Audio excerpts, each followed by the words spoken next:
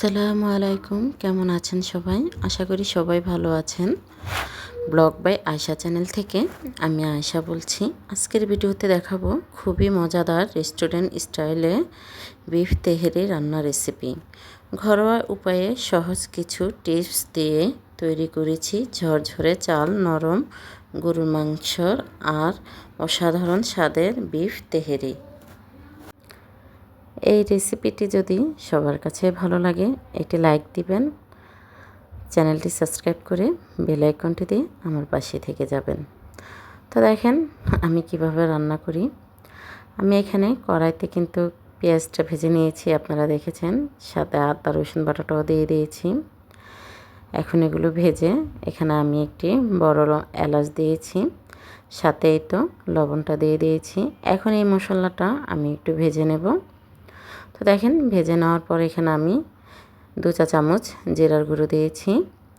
তো এই জিরার গুঁড়োটা ভালো করে মশলার সাথে মিশিয়ে নিয়েছি। এখন দিয়ে দিয়েছি এখানে আমি ধনিয়ার গুঁড়ো 1 চা চামচ।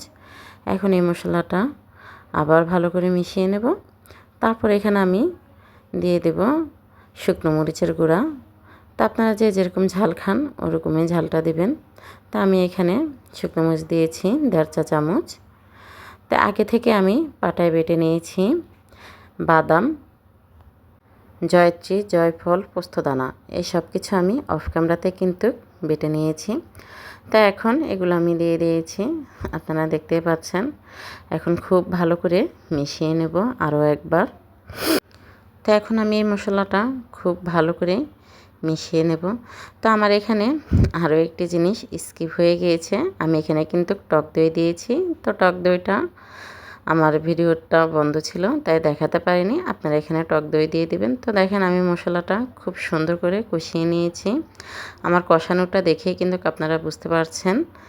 তো এই মশলাটা খুব ভালো করে কষিয়ে নেবেন, তেল ছেড়ে দিলে ভাববেন না যে কষানো হয়ে গিয়েছে, আর একটু ভালো করে কষিয়ে নেবেন। তো দেখেন এখানে আমি বিফটা দিয়ে দিয়েছি। এখন খুব ভালো করে বিফের সাথে মশলাটা মিশিয়ে নিচ্ছি। তো বিফ তেহারি কিন্তু খেতে ভীষণ ভালো লাগে, ঘরের সবাই নিশ্চয়ই পছন্দ করে, আমার ঘরের সবাই তো খুবই পছন্দ করে এবং খুব মজা করে বিফ তেহারি খায়। তাই তো এখন কিন্তু আমি ঢাকনা দিয়ে ঢেকে দেব। তো দেখেন আমি কিছুক্ষণ পরে ফিরে আসছি। তো এখন খুব ভালো করে রান্না করে নিচ্ছি। তাই তো দেখেন আমি খুব কাছ থেকে আপনাদেরকে দেখাচ্ছি, দেখেন মাশাআল্লাহ কতটা লোভনীয় দেখাচ্ছে।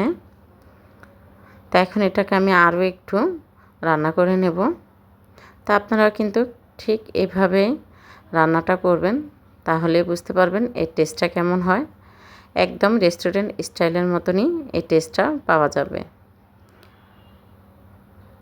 তো আমার মাংস রান্নাটা হয়ে গিয়েছে। এখন আমি অন্য পাতিলে তেল আর পেঁয়াজ দিয়ে দিয়েছি। তো পেঁয়াজটা ভালো করে ভেজে নেব। তাই তো আমি এখানে পেঁয়াজটা ভেজে নিচ্ছি। তা আপনারা কিন্তু যারা নতুন রাঁধুনি তারা একটু খেয়াল করবেন, তাহলে আপনারা আমার মতনই এই তেহারিটা রান্না করতে পারবেন। তাই তো এখানে আমি এলাচ দিয়ে দিয়েছি। এখন আমি লংটাও দিয়ে দেব। তো দেখেন আমি সব মশলা কিন্তু এখানে দিয়ে দিয়েছি। তো এখন খুব ভালো করে আমি পেঁয়াজটা ভেজে নেব। আমি অফ ক্যামেরাতে চাউলটা ধুয়ে পানি ঝরতে দিয়েছি। তো পেঁয়াজ ভাজার পরে আমি এখানে চাউলটা দিয়ে দেব। অনেকেই আছেন দেখি যে পাতিলে গরুর মাংসটা রান্না করেন ওই পাতিলে চাউলটা দিয়ে দেন। তা আমি আবার এভাবে রান্না করি না, আমি একটু আলাদা করে রান্না করি, গরুর মাংসটা আলাদা করে রান্না করে নিয়েছি। তা এখন এখানে আমি পোলাওটা রান্না করে পরে আমি এখানে গরুর মাংসটা মিশিয়ে দেব। তাই তো আমার পেঁয়াজটা ভাজা হয়ে গিয়েছে, এখন আমি এখানে চাউলটা দিয়ে দিয়েছি। এখন খুব ভালো করে এই চাউলটা আমি ভেজে নেব।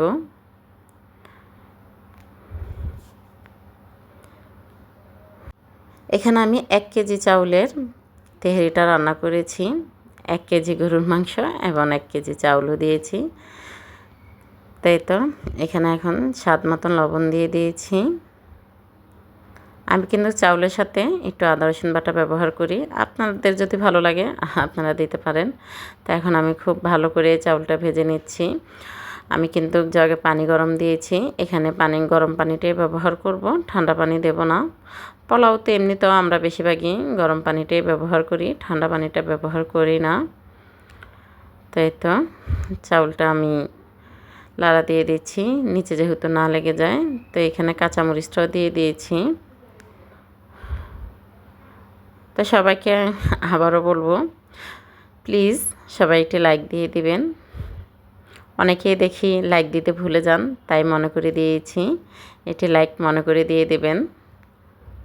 তো দেখেন এখানে আমি গরম পানিটা দিয়ে দিয়েছি।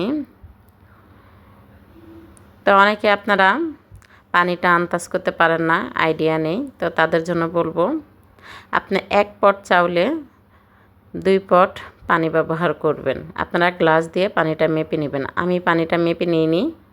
তো দেখেন এখানে কিন্তু আমার চাউলটা বলক আসার পরে তখন আমি এখানে গরুর মাংসটাও দিয়ে দিয়েছি। এখন এই গরুর মাংসটা আমি চাউলের সাথে ভালো করে মিশিয়ে নেব।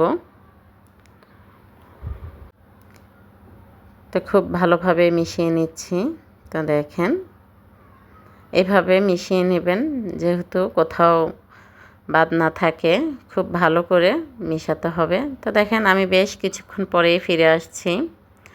তো দেখেন আমার কিন্তু তেহেরিটা রান্না হয়ে গিয়েছে, মাশাআল্লাহ দেখতে অনেক লোভনীয় দেখাচ্ছে। দেখেন খুব সুন্দর হয়েছে আমার তেহেরি রান্নাটা।